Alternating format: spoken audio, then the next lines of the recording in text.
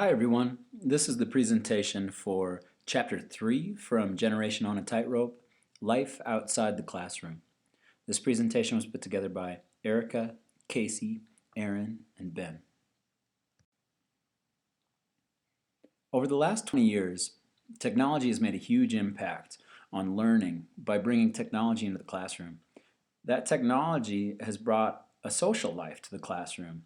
Yet the same technology which has been revolutionizing learning in higher education has begun to replace the social aspect of life on college campuses.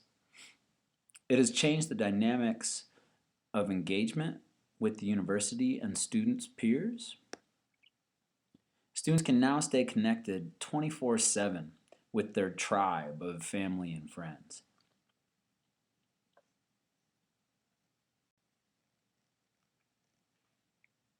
Campus life has become a much smaller part of students' lives.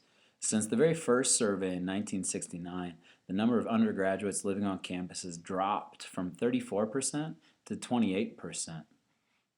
Furthermore, students participating in on-campus activities is fairly low. As well, with 33% of students attending social events on campus on the high end and only 19 of students attending lectures and other academic events on the campus on the low end of participation. The only exception to this use of library is the use of library facilities, sitting at about 63% of students. One large issue that the campus environment is largely geared towards traditional college students, while non-traditionally aged students don't have the time to commit to these on-campus activities. More often than not, undergraduates do not attend on-campus events frequently. Also, students working 21 hours a week or more or attending school part-time report lower participation. Universities are still the domain of traditionally aged, full-time, non-working college students, but even then, most participation in events that are not college-sponsored.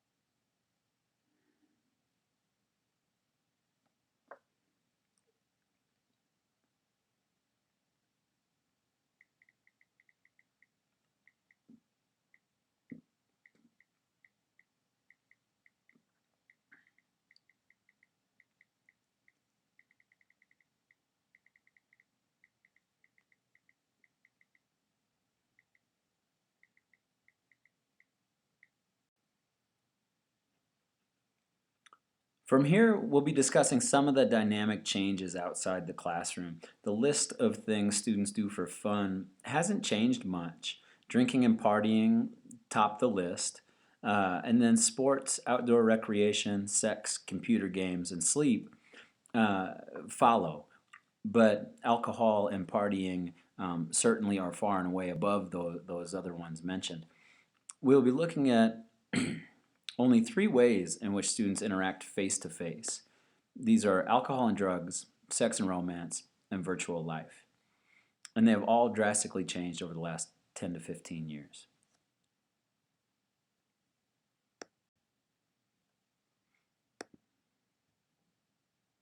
In all 3 studies conducted, when the authors asked what students do for fun, the number 1 answer was the same: alcohol and partying. These have been prevalent on college campuses for a long time, but what has really changed is the way students drink and the way that they party.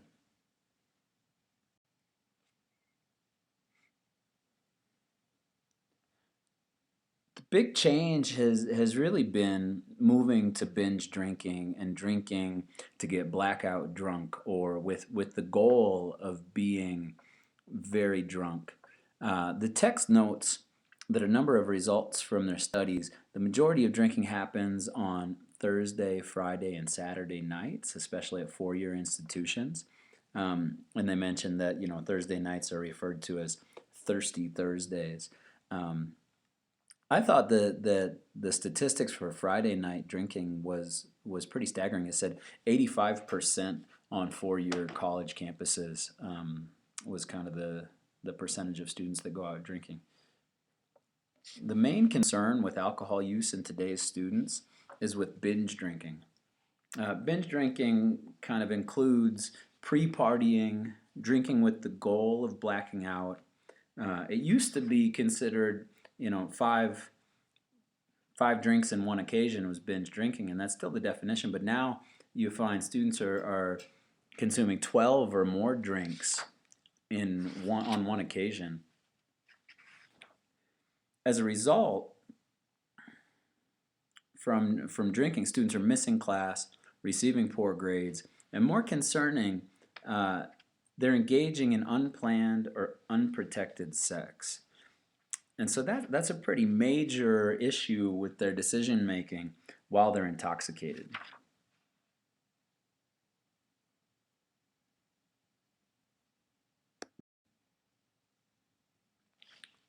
Naturally, there's the question of why. Why do students drink so much?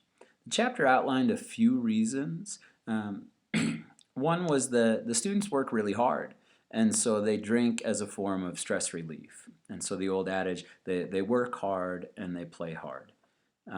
Most students grow up at home and they don't have access to alcohol. So once they come to college, they have trouble controlling their newfound freedom. They're in a situation where nobody's really watching, nobody's parenting, and it's their first introduction to alcohol. So they don't quite know how to manage that freedom.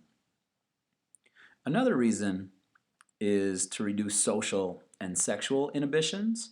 However, the text did note that this doesn't really explain the binge drinking. Right? That would be kind of casual social drinking, but that doesn't explain the 12 drinks on one occasion. Another big motivator for students was peer pressure. They really cited that they felt pressured into drinking, and that there's kind of a social norm that, hey, you can't have fun unless you've been drinking, is the peer pressure that students feel. When the authors polled students as to their drug of choice on their campuses, alcohol was far and away the number one choice. Pot was second, but it wasn't even close to alcohol. Also mentioned was tobacco. There's been a rise in hookah bars around college campuses, but coming in a very distant third were hallucinogens and unprescribed sedatives. One huge growing issue that was mentioned on today's college campuses is the abuse of prescription medication. The text mentions that more and more students are coming to college taking medication, and so this increases the availability of these meds on college campuses.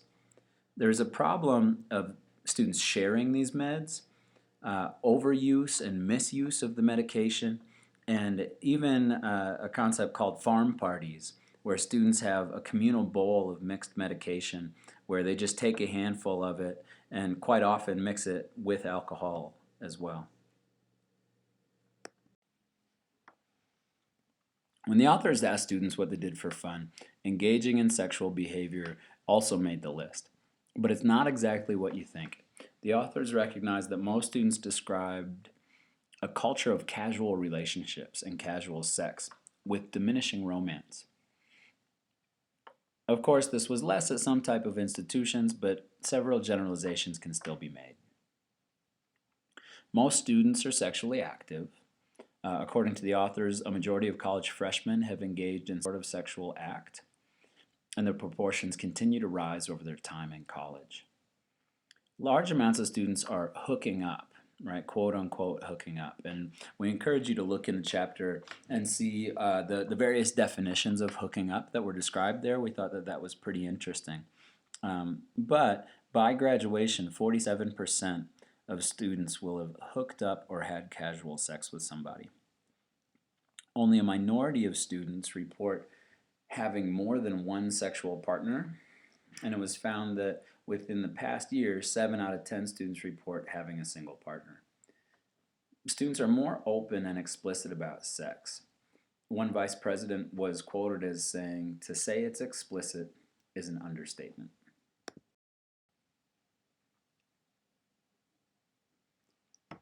It seems like formal dating is a thing of the past. Students explained to the authors that formal dating is not the thing to do. 48% of freshmen report that they have actually been on a date. However, 85% of college seniors have. To explain this, dating is described as plans made by a couple to do something together, but not a quote unquote date where the guy picks up the girl and they go out to dinner.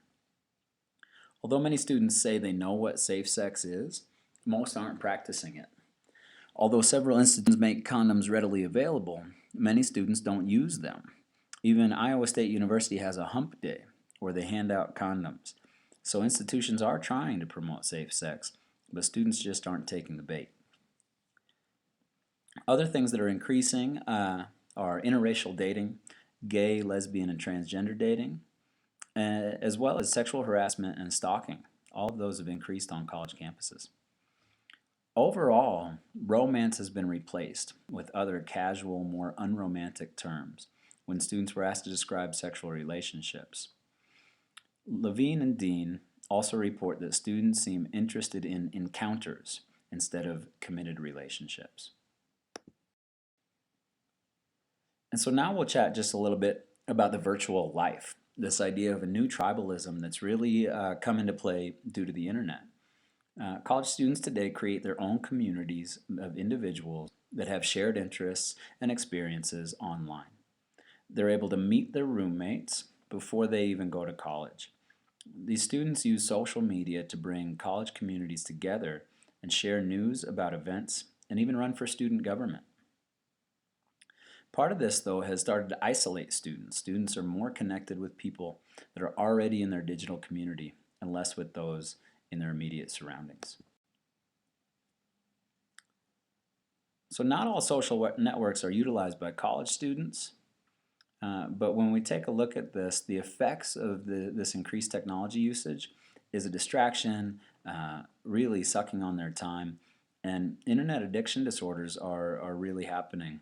One of the key terms in this was the fear of being without a digital device.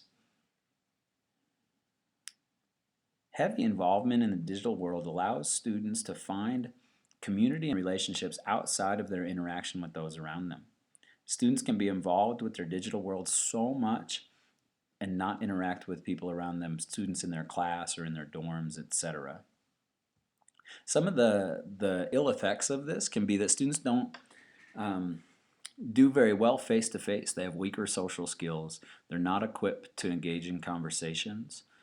There's been an increase in requests for single dorm rooms, and an idea that email conversations are for adults, text messages are for friends.